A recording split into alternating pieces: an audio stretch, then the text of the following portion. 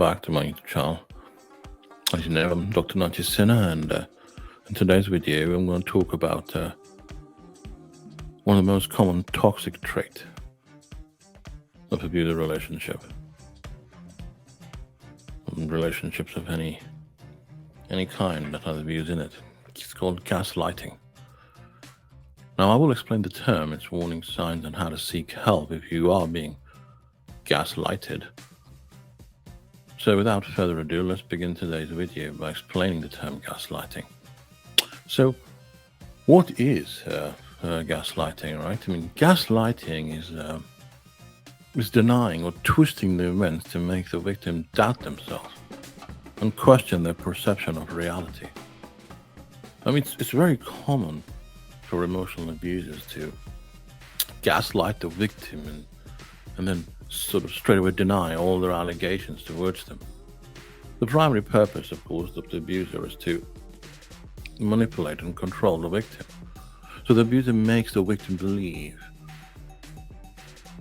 that they're making up stuff, which is detrimental to the victim. The victim doubts their judgment and is in constant turmoil about an event that is actually not taking place. Or is it? Because the abuser straight away denies it from happening. Now, in severe cases of gaslighting, the victim loses their confidence and reaches the brink of insanity and depression.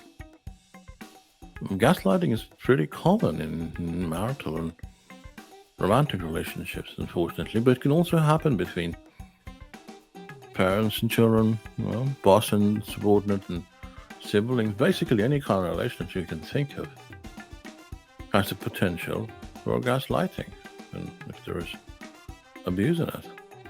Now, 6 common signs of gaslighting that you might want to know. Point number 1, lying. Lying is the most common sign of gaslighting in a relationship. Now, when a victim confronts the abuser about their wrongdoings or abuse, the abuser instantly lies without giving a second thought. They resort to lying instead of accepting their mistakes or having a healthy discussion about it. It tells the victim that, they did anything wrong, or a certain thing about which the victim is complaining never happened. So it's important to understand here that an abuser sort of that hates accountability and they love exercising complete control over the victim. Hence, they never accept their mistake. The abuser constantly and conveniently lies in a convincing way, which leads the victim to believe that they may be wrong. And the victim starts believing that he's wrong. Moving to the next sign. Number 2, distracts questions. The abuser loves manipulating the victim. I mean, the abuser's motive is to shake the victim's confidence and make them more dependent on him. So whenever the victim asks the abuser about the abuse or shares with them how the victim feels hurt, and the abuser dodges the question. The abuser pretends as if they never heard the question. I mean, the victim actually begins to doubt if they even asked the abuser or not. Besides ignoring the question's allegation, the abuser distracts the question by changing the subject. So, for example, if the victim talks about the abuser's, recent outburst, the abuser will change the subject and bring up something completely irrelevant. They clearly show that they're not interested in nor in the mood to talk about their actions. The third sign of gaslighting, minimizing your feelings. Verbal and psychological abuse hurts. It hurts a lot, and much more than perhaps domestic abuse. The only difference is that domestic violence is visible, whereas emotional abuse is not. At least to others. I mean, the victim gets to feel it, but even then they question that. However, it also has an impact, though, on a personal relationship, career, and overall quality of life. When a person shares, their feelings with the abuser minimizes those feelings. The abuser implies to the victim that the victim is overthinking and is immature to feel easily hurt. Instead of understanding the victim's feeling, the abuser gaslights them by minimizing the feeling. The victim feels further hurt and alone as they begin to feel that there's no one to share their feelings with. Moving on to the fourth sign of gaslighting, shifting blame on a victim.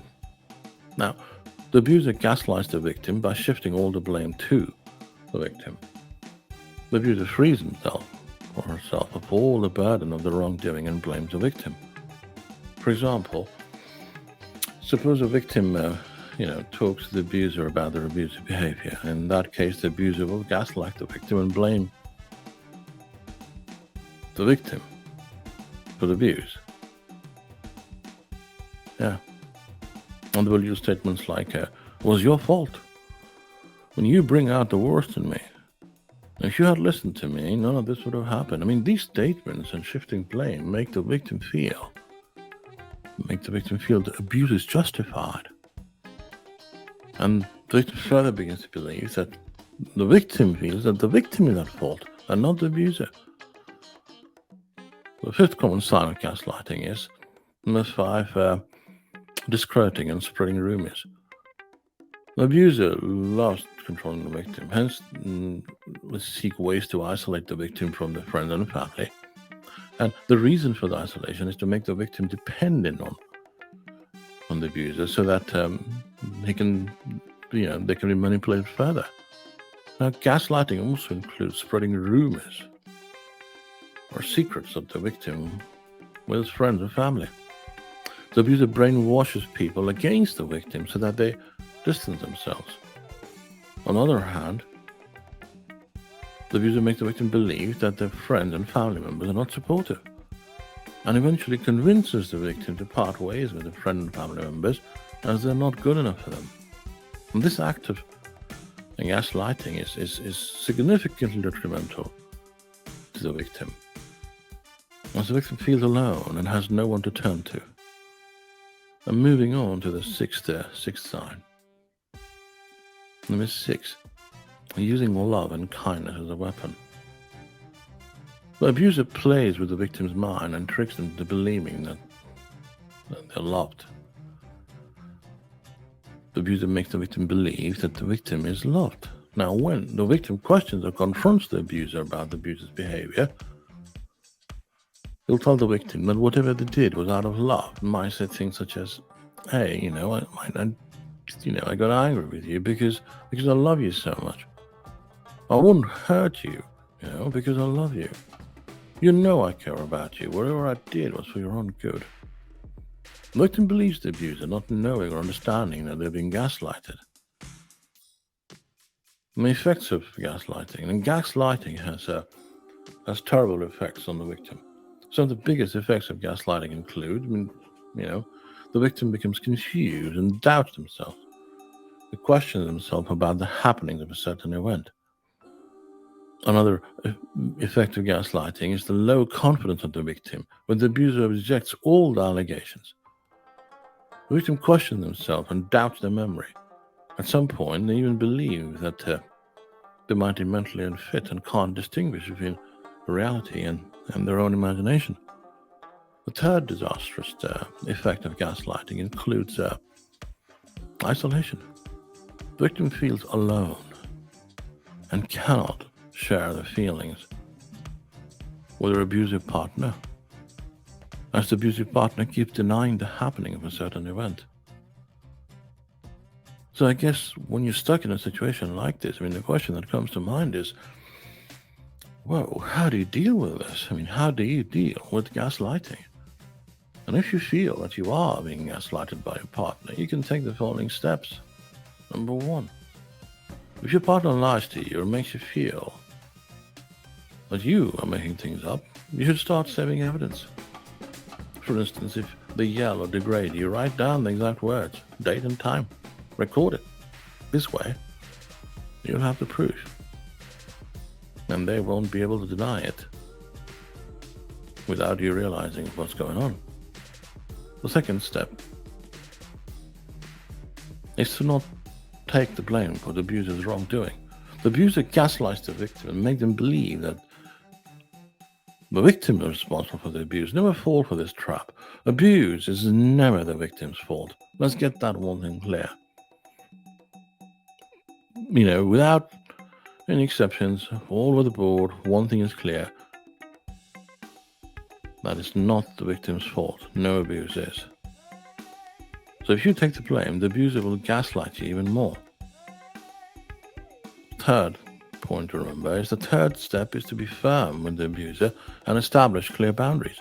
You must set your foot down and ask the abuser that they shouldn't minimize your feelings or distance you from your friends. Number four is suppose the gaslighting has worsened and has begun to impact your mental health. In that case, you have no option but to part ways with the abuser, because continuing a toxic relationship, which is what this is now, will ruin your health and also have an impact on other important areas of your life, career, emotions, of course, physical health, and so on and so forth. So I'll say run. And gaslighting is quite common in abusive relationships. And the purpose of gaslighting is to make the victim doubt themselves or completely rely on their abuser.